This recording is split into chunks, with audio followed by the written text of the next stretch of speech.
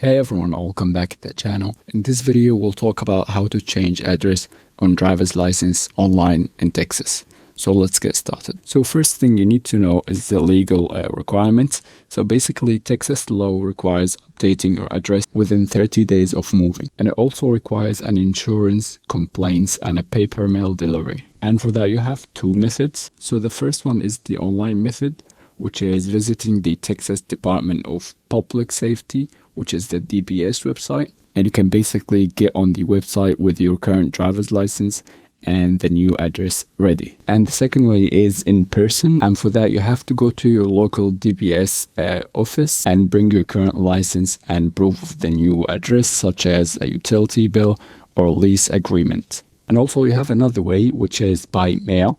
And basically you have to complete the change of the address form and send it to the DPS, which you need to include a copy of your license and proof of the new address as well. And after the update, you'll receive either an update license or a sticker for the back of your current license. So yeah, that was the video for today. Don't forget to like and subscribe, and see you guys at the next video. Cheers.